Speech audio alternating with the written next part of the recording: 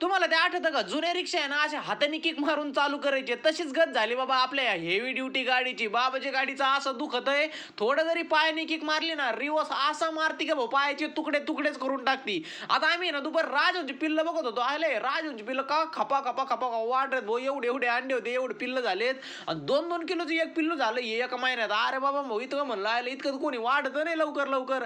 दुपारी गेलो होतो खाली मोटर चालू करायला आणि माझं नशीब इतकं बोगस आहे ना भाऊ काय सांगू तुम्हाला. मोटरीचं बटन दाबलं ते कॉक बंद होता. माझ्याच लक्षात कसं काय आलं काय माहिती. सगळी पाईपलाईन थडा, थडा, थडा, थडा उडली भाऊ. आता तेच करता-करता 1-2 तास निघून गेले. त्यात मोटरीचं बटन परत एकदा दाबलं सगळं नीट झालं होतं तर लाईटच निघून गेली भाऊ. म्हणलं आता मोटरच चालू नाही करायची मला.